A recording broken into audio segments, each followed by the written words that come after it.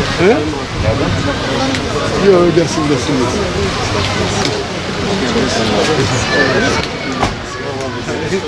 Hoş geldiniz.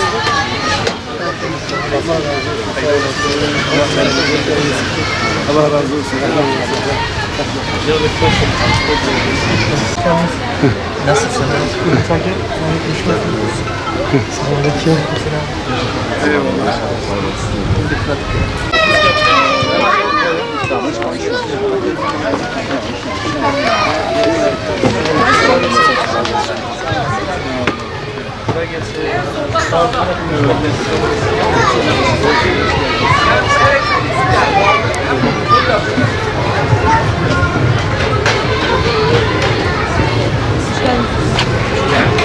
Böyle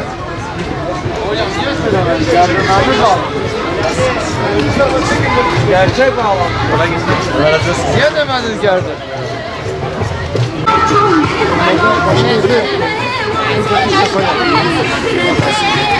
Tabii karavanı biraz daha kısa gerek.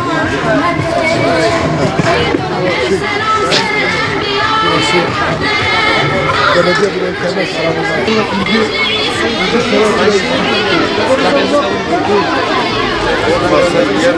Valla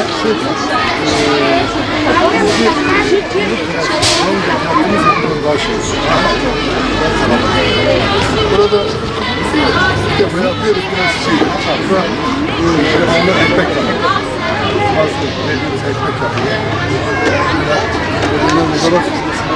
Abone kolay gelsin. Allah bizi kabul etsin. Benim yol hakkı vardı abi. Nasıl hoş geldiniz?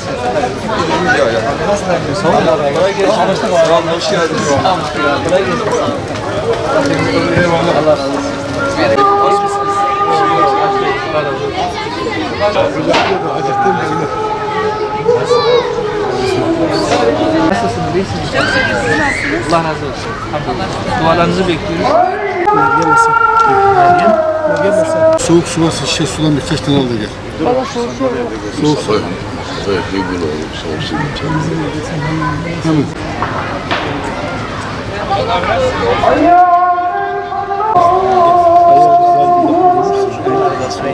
Yola çıkıyorsun.